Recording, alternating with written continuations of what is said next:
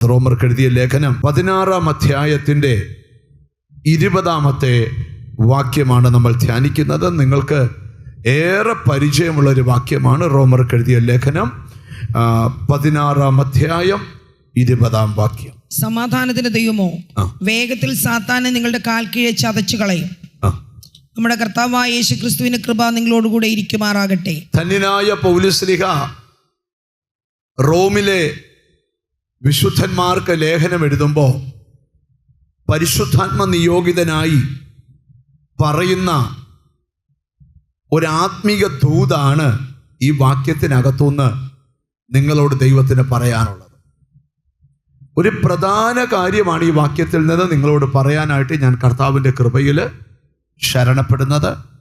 ഇതിനകത്ത് 3 ആശയങ്ങൾ അടങ്ങിയിരിപ്പുണ്ട്. ഒന്ന്, നമ്മുടെ ദൈവം സമാധാനത്തിൻ്റെ ദൈവമാണ്. രണ്ടാമത്തെ സന്ദേശം, ദൈവം നമുക്ക് വേണ്ടി വേഗത്തിൽ ചിലത് ചെയ്യാൻ പോകുന്നു. 3, സാത്താനെ നിന്റെ കാൽ കീഴിൽ എൻ്റെ ദൈവം ചതച്ച് കളയും. മനുഷ്യ ജീവിതത്തിലെ ഏറ്റവും വലിയൊരു പ്രശ്നമാണ് സമാധാനമില്ലാതിരിക്കുന്ന അനുഭവം. ദൈവമക്കളെന്ന് അഭിമാനിക്കുന്നവരുടെ ജീവിതത്തിൽ പോലും സമാധാനമില്ലാത്ത ധാരാളം അനുഭവങ്ങളുണ്ട്. ഇന്ന് ഈ വചനം തുടങ്ങുമ്പോൾ തന്നെ ഞാനൊരു എനിക്ക് കിട്ടിയൊരു ബോധ്യം നിങ്ങളോട് പറയാം.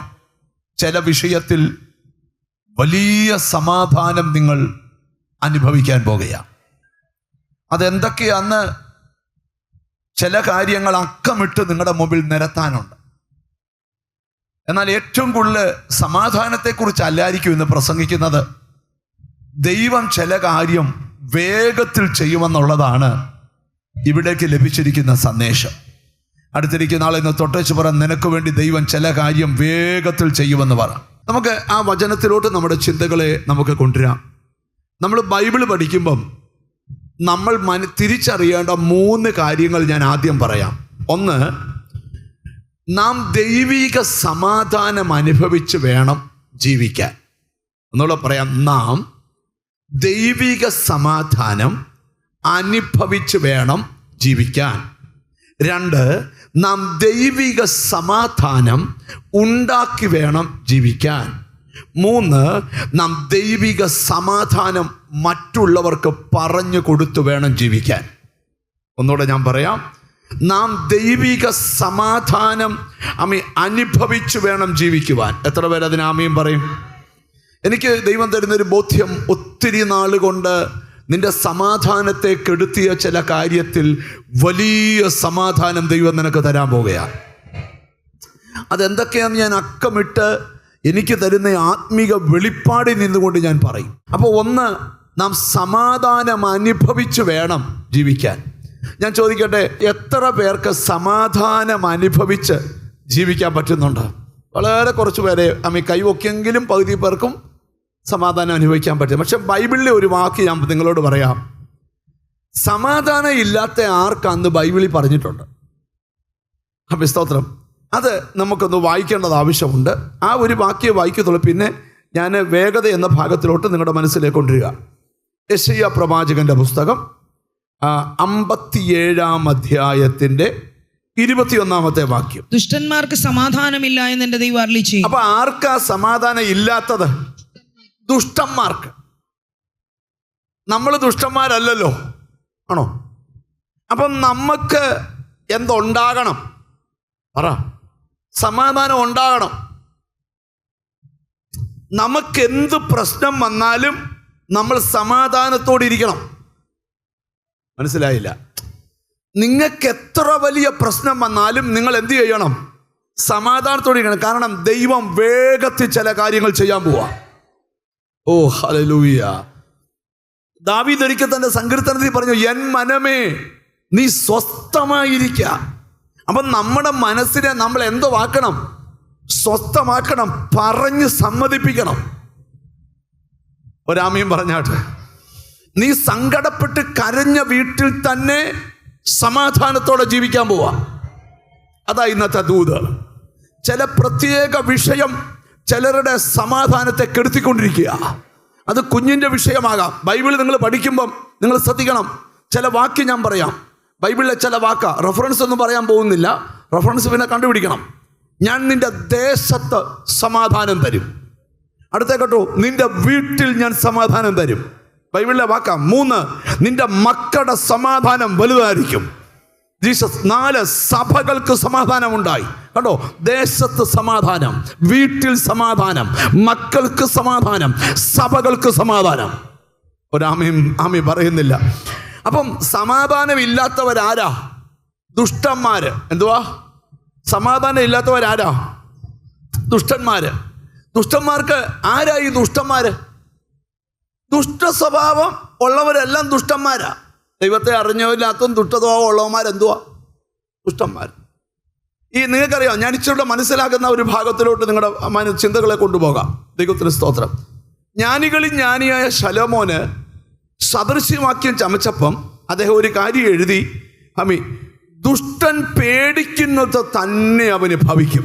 ദുഷ്ടൻ പേടിക്കുന്നത് തന്നെ. അപ്പൊ ദുഷ്ടൻ എന്തോ ഉണ്ട്? പേടിയുണ്ട്. ദൈവമക്കൾക്ക് എന്തുണ്ടാകാൻ പാടില്ല? പേടി ഉണ്ടാകാൻ പാടില്ല. സ്തോത്രം. സമാധാനക്കേടുണ്ടാകാൻ പാടില്ല. എന്ത് പ്രശ്നവും സമാധാനത്തോടെ ഡീൽ ചെയ്യണം. നിങ്ങൾ ശ്രദ്ധിച്ച് കേൾക്കാം. നിങ്ങൾക്ക് സമാധാനം പ്രാപിക്കാൻ കഴിയുന്നെങ്കിൽ നിങ്ങളായിരിക്കും ആ പ്രശ്നം ഡീൽ ചെയ്യുന്നത്. ഒരാമയും പറഞ്ഞാട്ടെ. വെറുതെ ടെൻഷൻ ആകരുത്. എല്ലാ മനുഷ്യർക്കും പ്രശ്നമുണ്ട്. ഞാനൊരു പ്രവചനം നിങ്ങളോട് പറയുക. അല്പജല ദിവസത്തിനകത്ത് ചില വിഷയത്തിൽ വലിയ സമാധാനം നിന്റെ അകത്ത് വെളിപ്പെടാൻ പോകുകയാ. അതാ ഇന്നത്തെ ദൂത്. ദൈവത്തിന് സ്തോത്രം. അപ്പം നിങ്ങൾ ശ്രദ്ധിച്ച്. അപ്പം ദുഷ്ടന്മാർക്ക് എന്തില്ല? സമാധാനമില്ല. നിങ്ങൾ ശ്രദ്ധിച്ച് കേൾക്കണം. ദൈവത്തിന് സ്തോത്രം. നമ്മുടെ ഇടയിൽ ദുഷ്ടന്മാരുണ്ടോ? ഇല്ല. ഇനി ഞാൻ ആദ്യം അങ്ങ് പറയുവാണേ, പിന്നുണ്ടെന്ന് പറയുവേ. അങ്ങനെ ആ ദൂത് വരാൻ പോകുന്നത്. അപ്പം ദൈവത്തിൽ ദുഷ്ടന്മാർ പേടിക്കുന്നത് തന്നെ അവർക്ക് ഭവിക്കും. ശലോമോൻ വേറെടുത്ത് പറയുകയാണ്, ദുഷ്ടന്റെ വഴി അന്ധകാരം പോലെയാകുന്നു, ഏതിൽ തട്ടി വീഴുമെന്ന് അവൻ അറിയുന്നില്ല. എന്തുകൊണ്ടാണ് ദുഷ്ടന് പേടി വരാൻ കാരണം? അവന്റെ വഴി അന്ധകാരമാണ്. പക്ഷെ ദൈവമക്കളുടെ വഴി എന്തുവാ? പ്രകാശവാ. നിന്റെ വചനം എൻ്റെ കാലിന് ദീപവും, ബാക്കി പറ, എൻ്റെ പാതയ്ക്കും. അതുകൊണ്ട് നമ്മൾ ഭയപ്പെടേണ്ടതില്ല. നിന്റെ പാത പ്രകാശിക്കുന്ന പാതയാണ്. ഹല്ലേലൂയ. ഇനി നിങ്ങൾ ശ്രദ്ധിച്ചിട്ടെ. ഇരമ്യാവ് എന്ന് പറയുന്ന പ്രവാചകന് 5-ാം അധ്യായത്തിന്റെ 26-ാമത്തെ വാക്യത്തിൽ പ്രവചനക്കുന്നെ കയറി നിൽക്കുമ്പോൾ തനിക്ക് ആത്മാവിലൊരു കാര്യം വെളിപ്പെട്ടു. അത് വായിച്ചാലേ പറ്റത്തുള്ളൂ, വായിക്കാതിരിക്കാൻ പറ്റത്തില്ല. ഇരമ്യ പ്രവചനം 5-ാം അധ്യായം 26-ാം വാക്യം. എന്റെ ജനത്തിന്റെ ഇടയിൽ ദുഷ്ടന്മാരെ കാണുന്നു. പ്രവാചകൻ പറയാ, എന്റെ ജനത്തിനിടയിൽ ദുഷ്ടന്മാരെ കാണുന്നു, ഞാൻ ദുഷ്ടന്മാരെ കാണുന്നു. അപ്പൊ യോഗത്തിന് വരുന്നതിനിടയ്ക്കും ആരെ കാണാൻ സാധ്യതയുണ്ട്? മിണ്ടുന്നില്ല. ആരാ ദുഷ്ടന്മാര്? നിങ്ങൾ ശ്രദ്ധിച്ച് കേൾക്കണം. ദുഷ്പ്രവൃത്തി ചെയ്യുന്നതെല്ലാം, ഇനി നല്ലൊരു ഭാഷ പറയാം, അവിശ്വാസമുള്ള ദുഷ്ടഹൃദയം നിങ്ങളിൽ ആർക്കും ഉണ്ടാകരുത്. അപ്പൊ അവിശ്വാസമുള്ളവനും ആരാ? ദുഷ്ടഹൃദയമുള്ളവനാ. അടുത്തിരിക്കുന്ന ആളോട് ചോദിച്ചു, അവിശ്വാസം ഉണ്ടോ എന്ന് ചോദിച്ചേ. ഉണ്ടെന്ന് കണ്ട. പുറകിലെങ്ങും ആരും ചോദിക്കുന്നില്ല. മൊത്തത്തിൽ കുഴപ്പമായോ? അവിശ്വാസമുള്ള ഹൃദയം എന്തുവാ? ദുഷ്ടഹൃദയ. ഹല്ലേലൂയ. ക്രേത്തക്കാരെ കുറിച്ച് ബൈബിളിൽ എഴുതിയിരിക്കുന്നത് ദുഷ്ടന്മാരും ദുഷ്ട ജന്തുക്കളും പെരുവയറന്മാരുമാണെന്നാ ക്രേത്തയെ കുറിച്ച് തീത്തോസിന്റെ ലേഖനത്തിൽ എഴുതിയേക്കുന്നത്. ഹല്ലേലൂയ. അപ്പൊ നിങ്ങൾ ശ്രദ്ധിക്കേ. അപ്പൊ എൻ്റെ ജനത്തിനിടയിൽ ഞാൻ ആരെ കാണുന്നു? ദുഷ്ടന്മാരെ കാണുന്നു. ഹല്ലേലൂയ. അപ്പൊ ദുഷ്ടന്മാർക്ക് എന്തില്ല? സമാധാനം ഇല്ല. ഇനി രണ്ടാമത് സമാധാനം ഇല്ലാത്ത കൂട്ടരുടെ രണ്ടാമത്തെ കാര്യം ഞാൻ പറയാം, വായിക്കാൻ സമയം എടുക്കുന്നില്ല.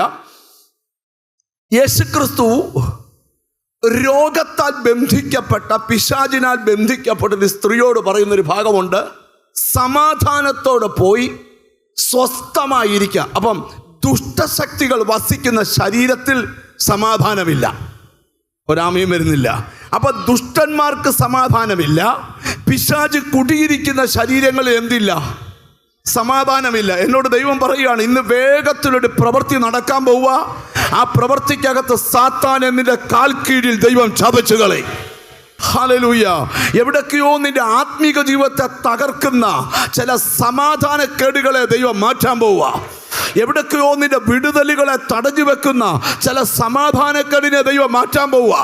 ആമേൻ. ചിലർക്ക് വീട്ടിൽ സമാധാനമില്ല, ഓഫീസിൽ സമാധാനമില്ല, കുടുംബജീവിതത്തിൽ സമാധാനമില്ല, വണ്ടിയെ സമാധാനമില്ല, ഫോൺ വിളിക്കുമ്പോൾ സമാധാനമില്ല. ദൈവം പറയുകയാണ്, ആ സമാധാനം നിനക്ക് തരാൻ പോവുക.